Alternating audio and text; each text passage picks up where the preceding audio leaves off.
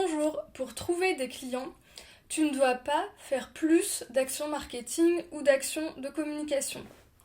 Est-ce que tu es dans cette situation, tu fais plein d'actions marketing et communication pour trouver des clients et rien, ou presque, parce que parfois il y a quand même un client qui arrive, presque par hasard. D'ailleurs, souvent, tu n'oses pas lui demander comment il est venu jusque toi, donc tu sais pas tellement d'où il vient.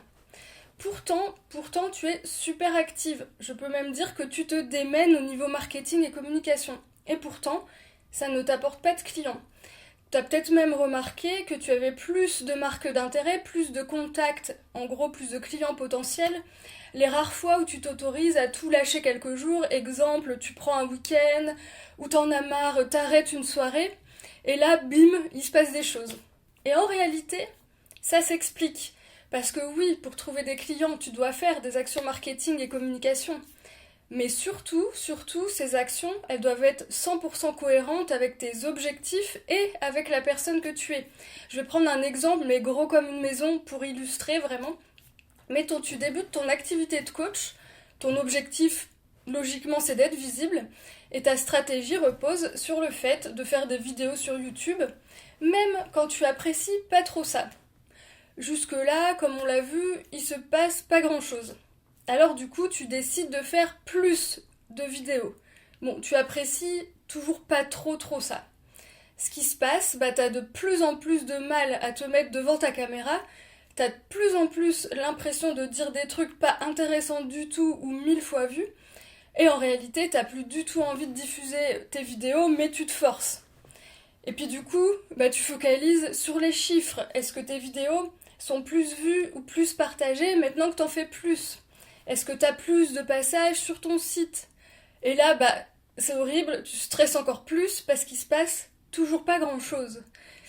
Et du coup, tu commences à être vraiment, mais vraiment dans une position inconfortable, voire vraiment dégoûtée, soyons clairs, parce que c'est beaucoup d'efforts, beaucoup de temps passé, et il se passe pas grand-chose. Est-ce que ça te rappelle quelque chose? Est-ce que ça a été ou c'est ta situation? Bien. Du coup, maintenant, dis-moi ce que tu trouves un petit peu contre-productif dans cet exemple gros comme une maison. Ah oui, c'est ça, tu fais plus de vidéos, un truc avec lequel t'es pas super à l'aise, mais qui passait bien jusque-là puisque t'en faisais pas tant que ça. Et dans cet exemple, t'es aussi de plus en plus crispé sur les résultats de tes vidéos. Donc ton attention se porte vraiment de plus en plus sur les résultats.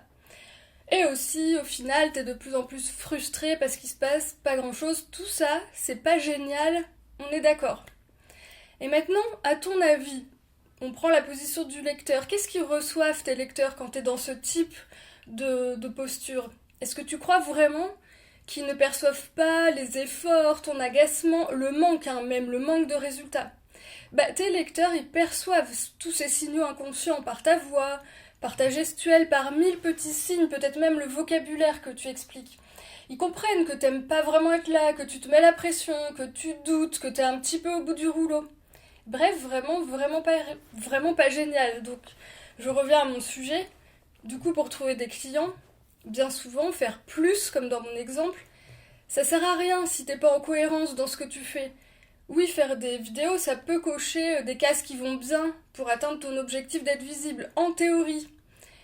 Mais si c'est pas quelque chose que tu prends plaisir à faire, si t'es pas du tout à l'aise avec ce levier, si c'est pas toi, si t'es pas aligné avec tes talents, ou pire, si vraiment ça commence à te dégoûter, si t'en as marre de tout ça, si ça pompe toute ton énergie, tout simplement, laisse tomber. On t'a peut-être dit qu'il fallait faire ci ou qu'il fallait faire ça, mais ta stratégie marketing, communication, business, elle doit avant tout partir de toi. Donc ne néglige jamais tes intuitions, ton état d'esprit, la vision que tu développes. Et si tu as l'impression de faire du surplace, ça peut arriver, reviens vers toi, interroge-toi sur tes stratégies. Est-ce qu'elles te ressemblent? Est-ce qu'elles sont alignées? C'est tout l'objet de mon travail et d'un coaching marketing de groupe que je suis en train de créer. Donc reste à l'écoute si tu veux en savoir plus sur ce produit, sur cette offre de groupe qui arrive bientôt parce que ça arrive très vite.